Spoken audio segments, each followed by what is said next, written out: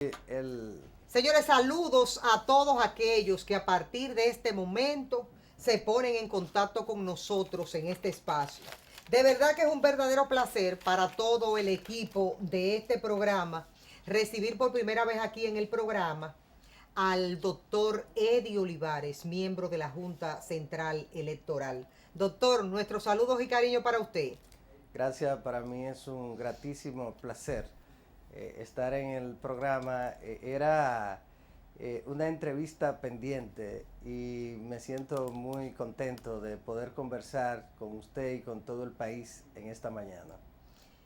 Doctor, hay muchos temas y muchas cosas que de una u otra forma preocupan a la sociedad dominicana, pero de manera ligera quiero comenzar para que la gente se entere, el pueblo llano que está mirando este programa.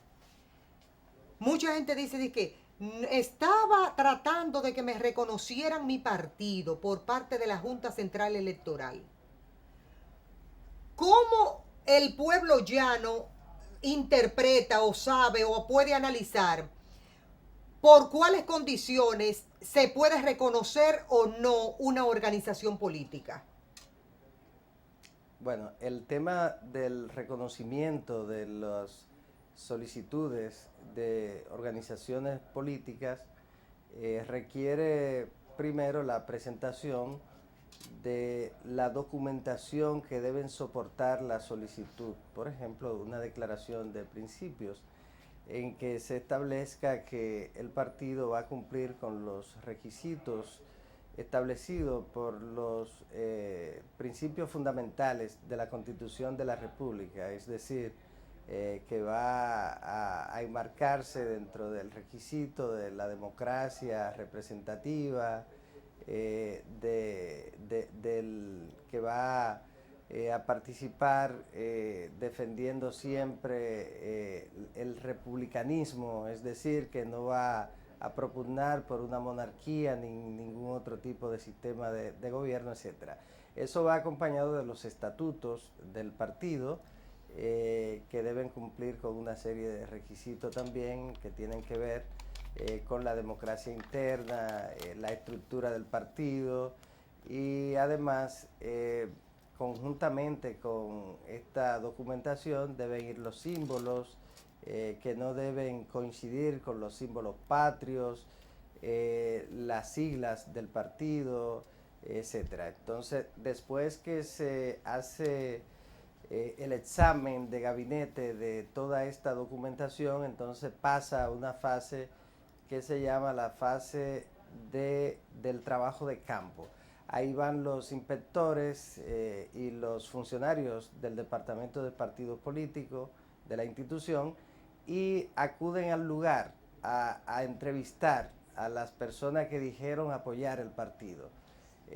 Una vez cumplidos estos requisitos, entre los cuales se encuentra la de tener un local en cada provincia, son 31 provincias en el distrito, en cada lugar debe existir un local. Eso se examina que cumpla con los requisitos establecidos en el reglamento que ha hecho el Pleno para esos fines, y además que tenga 32 directivas, una por el distrito y por cada provincia.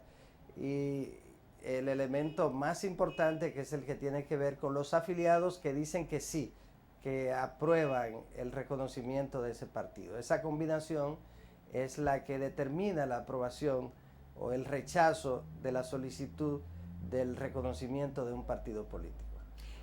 ¿Cuándo pierde un partido su personería jurídica? Bueno, la pierde cuando no ha obtenido en las elecciones la cantidad de votos necesario, el umbral de votos necesario para conservarla, que es el 2% de los concurrentes a esas elecciones. También, en caso de que no haya obtenido ninguna candidatura a los cargos de elección popular, si ha obtenido, aunque sea un suplente de vocal de un distrito municipal, preserva la candidatura. La otra, en consecuencia, cuando un partido concurre aliado a uno grande, se presume que los cargos obtenidos por la alianza les corresponden a todos los partidos que integran la alianza y en consecuencia preserva la candidatura. Por eso es que los partidos pequeños siempre concurren, o casi siempre, son excepciones las que no se dan así, aliados a los partidos grandes para preservar la personería jurídica y en consecuencia el financiamiento público. ¿Y por qué se habla mucho de que no alcanzó el 5% y por consiguiente entonces no le corresponde lo que le da económicamente la Junta? No, el 5%, el umbral del 5% es un tema fundamentalmente economicista, es el que tiene que ver con el financiamiento público en la proporción mayor. En ese caso, los partidos que obtienen un umbral superior al 5 tienen derecho al 80% del financiamiento público. En este caso, el Partido Revolucionario Dominicano, el de la Liberación Dominicana y el Reformista Social Cristiano se reparten el 80% del financiamiento público. Al obtener el 5. El que obtiene una votación por debajo del 5, entonces se inscribe dentro de los partidos que reciben el 20% restante. De ese 20% hay un 12% que les corresponde a los partidos por el hecho de haber concurrido a las elecciones y se reparten en partes iguales entre los partidos que no han obtenido el 5. Y entonces hay un 8% que se reparte en función de la cantidad de votos obtenidos por esos partidos que no tuvieron el 5%. Por ejemplo, alguien que obtuvo el 2%, le corresponden una parte igual del 12% a los demás partidos y entonces del 8% le corresponde una cuota por la cantidad de votos obtenido, es decir, que recibiría más fondos que alguien que obtuvo un umbral por debajo del que obtuvo ese partido. Esa es la distribución, que es una distribución que debe revisarse, es inequitativa, del financiamiento público. ¿Por qué ahora escuché hace apenas unos días como de una revisión para que los porcentajes sean menos? Y que los partidos políticos, el que no alcance, de que si no alcanzó el 5%, tenga la posibilidad de recibir la misma cantidad de dinero. Bueno, Yo escuché eso hace unos días. no, en la propuesta de ley de partidos, en los proyectos que han sido depositados, se mantiene el mismo esquema de distribución que el actual. Sin embargo, yo pienso que a los partidos políticos y agrupaciones accidentales debería otorgárseles el financiamiento en función de la cantidad de votos obtenidos. Cada voto debe tener un valor. Y entonces, si usted obtuvo 1000 votos y cada voto cuesta, se lo van a pagar a 10 pesos, por ejemplo, a 100 pesos, y son 1000, bueno, usted tiene entonces 100.000 pesos. Pero si usted obtuvo solamente 50, bueno, le van a corresponder la mitad y así sucesivamente. O sea que cada voto debe tener un valor. Eso ocurre en la mayoría de los países donde hay financiamiento, no en función de un umbral, como ocurre en nuestro país, de modo que en una futura reforma debería establecerse de esa manera para que sea en función de la cantidad de votos obtenidos por los partidos políticos. No tiene la Junta Central Electoral que regular la escogencia de los candidatos en los partidos políticos. ¿No le toca eso? Bueno, eso lo planteamos muchas veces. Venimos haciéndolo desde el año 2008.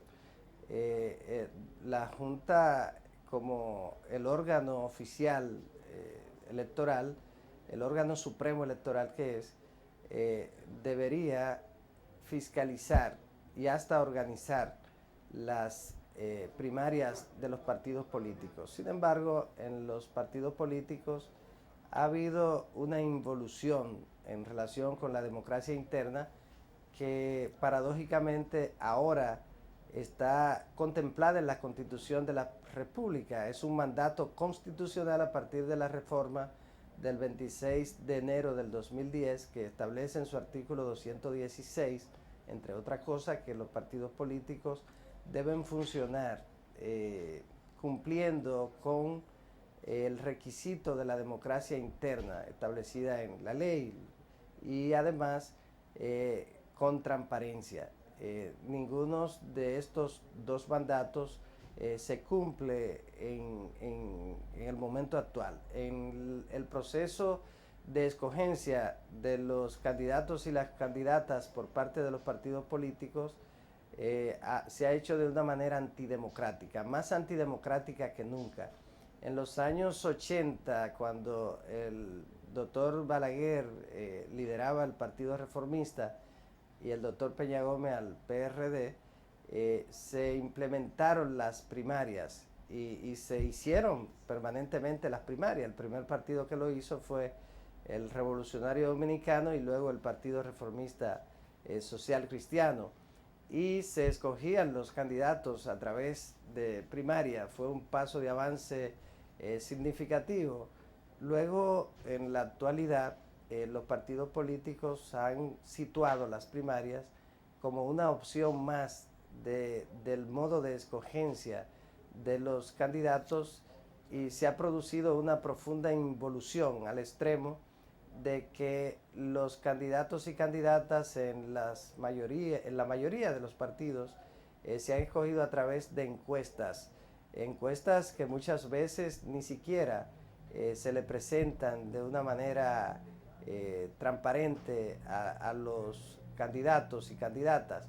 De modo que ha habido una profunda involución que le va a causar un daño terrible al sistema de partidos y que deberá ser corregido en una futura ley de partidos para que quede claramente establecido el mecanismo de escogencia de los cargos de elección popular y que sea fiscalizada por la Junta Central Electoral para que evitemos situaciones como las que se han presentado en el actual proceso, en el que en el caso de uno de los partidos hubieron 2 muertos y una gran cantidad de personas heridas, que se hubiera evitado si ese proceso lo hubiese fiscalizado la Junta Central Electoral. Los partidos políticos quisieran que la Junta les fiscalizara.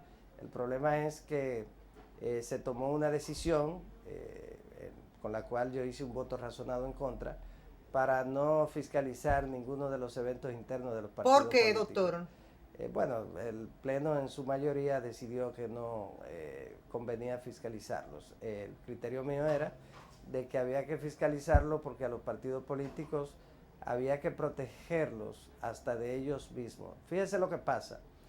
Desde el origen mismo de los partidos políticos ha primado el criterio sustentado por un gran sociólogo alemán llamado Robert Michel en el año 1906, a principios del siglo pasado, que elaboró una tesis que se llamaba la teoría sobre el círculo de hierro de las oligarquías de los partidos, que establece que las cúpulas, una vez se asumen las posiciones, se niegan o hacen todo lo posible para evitar ser desplazados. Entonces, eso genera las actividades antidemocráticas que vemos.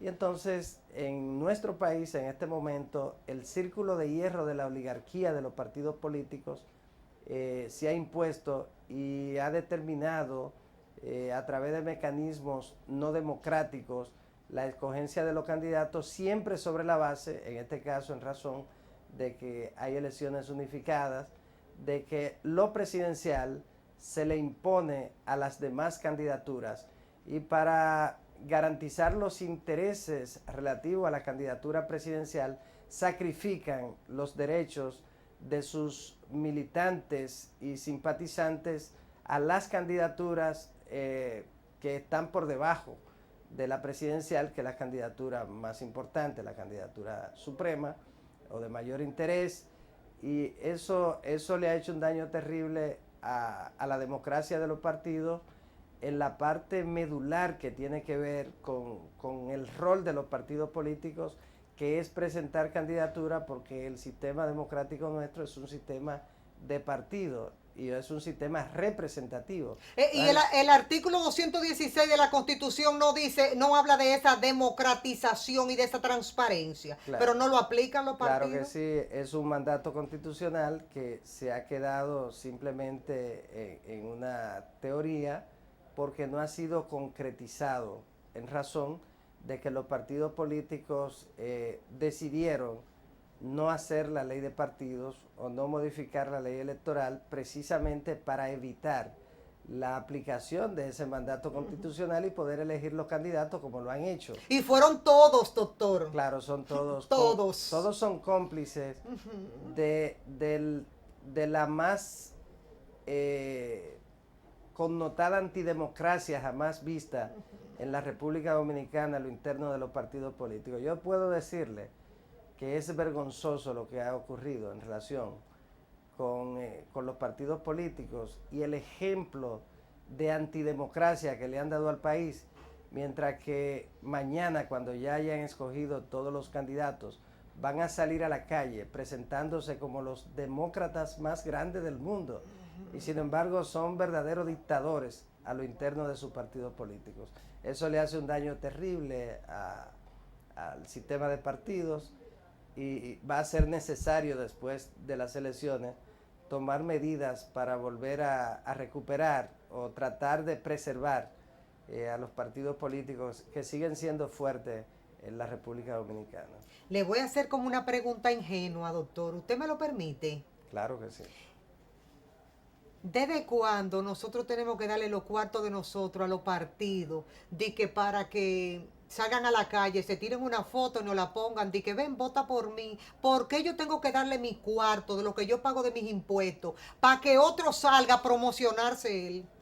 Bueno, el financiamiento público tuvo su origen en Europa, en Alemania, después de la Segunda Guerra Mundial. Ha sido positivo porque el propósito es evitar en aquel tiempo que intereses internos relacionados con grupos de poder, grupos económicos o externos influyeran en la escogencia de los representantes de esos países y pusiera en peligro los intereses de las naciones donde se entrega el financiamiento público. En nuestro país fue a partir de finales de los años 90 cuando empezó el financiamiento público. Ha jugado su papel en este tiempo, tiene que ver también con evitar que el crimen organizado, a través del blanqueo de capitales y del narcotráfico, intervenga en los procesos electorales, los partidos políticos dispongan de recursos para financiar sus campañas. Lógicamente, al tratarse de bienes de fondos públicos, los partidos están en la obligación de emplearlo en las actividades que debe establecer la ley, y además de rendir cuenta en relación con el uso que se le da a esos fondos. Eso no ocurre. Pero doctor, pero aquí hay muchísimos partidos que no sustentan lo que gastan. Así es. Y no pasa nada. Eso es verdad. Y por eso hay que caminar hacia una reforma que en esa materia garantice la transparencia en el uso de esos fondos, que son fondos que provienen del pueblo, tal y como usted señala. Doctor, pero una observación. Pero cuando usted dice de las naciones, el mundo completo, pero aquí, si no, uno viene aquí al patio, a la República Dominicana, uno puede ver que, por ejemplo, dinero proveniente del narcotráfico y de sectores del empresariado invierten en el candidato de la misma manera. No, entonces se recibe cuarto de todas partes. Sí, lo que debería darse en nuestro caso es que ese financiamiento vaya enfocado hacia garantizar que haya una mayor equidad en la competencia en el proceso electoral, un control en lo que tiene que ver con los gastos en la campaña.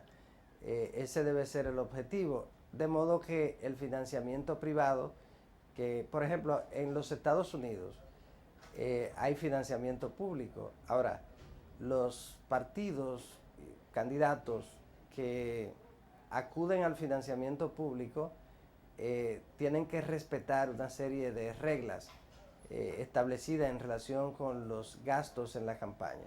Hay otros que deciden no utilizar el financiamiento público y entonces tienen una mayor libertad para la recaudación del financiamiento privado, lo que ocurrió en las elecciones en las que fue elegido Obama, que renunció al financiamiento público porque tenía la expectativa, y así ocurrió, de obtener un financiamiento privado amplio que le permitiera entonces hacer su campaña sin las restricciones legales que implica recibir el financiamiento público. En nuestro país no hay ningún tipo de restricción, usted recibe el financiamiento público y es igual, y además lo reciben todos los partidos que son reconocidos. Unos en mayor proporción que otros. Claro, en el caso del financiamiento privado que usted señala, no hay ninguna regla en relación con el financiamiento privado. No hay que publicar la lista de contribuyentes privados de los partidos, que sería interesantísimo. Tampoco hay límites a las contribuciones. Usted puede regalarle a un candidato los millones que usted quiera o que usted considere que deba regalarle, o regalarle no, aportarle, y no ocurre nada, porque no hay ninguna regulación en ese sentido. Ni tiene que dar explicaciones. Tampoco. En una futura reforma... Doctor, perdón, es decir, que un narcotraficante disfrazado da 187 mil millones de pesos y no tiene que dar el candidato ningún tipo de explicación. No tiene que darla si esa persona no está cumpliendo condena. Si ha sido condenado, sí. Sí, pero si no ha sido condenado, sí, puede darme todo lo que quiera. Si no está cumpliendo la condena. Sí. Entonces, no hay control, no hay ningún tipo de control en relación con el tope en la contribución privada. De modo que eso hay que regularlo, hay que modificar la regulación del financiamiento público para que sea más equitativo y para que implique mayores compromisos con la transparencia por parte de los partidos políticos, y también hay que regular el financiamiento privado para que los procesos electorales, un elemento capital para las elecciones, que es el dinero, en tiempo que, como dice Sartori, el tiempo de la democracia de vídeo, de televisión, que resulta muy costosa, se tenga bien claro, con mecanismos transparentes, el uso de los fondos públicos en los procesos electorales. Y fuera de ello. Doctor, ¿la automatización del escrutinio será una novedad para este proceso? Es una novedad. Va a ser una novedad. Va a ser una novedad. Sí, el escrutinio siempre ha sido manual hasta ahora. Se va a utilizar un equipo informático que va a servir para contabilizar las boletas y distribuir el voto en función de la marca que le haya o de la intención del elector, de modo que como si se tratara de una máquina contadora de papeleta de dinero, pero en este caso para manejar boletas mucho más grandes, se va a colocar al finalizar la jornada electoral las boletas en esas máquinas, y entonces las máquinas van a contabilizar, van a dar los resultados. Esos resultados van a producirse mucho más rápido, van a generar las máquinas las actas de escrutinio, de modo que una vez revisadas las actas por los funcionarios de cada uno de los colegios electorales, y los delegados que representan a los partidos políticos, las alianzas en cada colegio, las revisen y entonces se le remite a la Junta Electoral Municipal correspondiente y a la Junta Central Electoral para su divulgación a todo el país. De modo que es un paso significativo que facilitará la agilización de los resultados electorales en ese día. Doctor, agradecidos todos, todo el equipo de este espacio por su presencia aquí. Ojalá, doctor, que usted pueda repetirnos la visita un día de esto, porque hay muchas interrogantes más que compartir con usted. Con muchísimo gusto, para mí es un placer estar aquí con usted y con todo el país. Señores, feliz fin de semana. Cuídense mucho y con Dios delante, esperemos el próximo lunes estar aquí.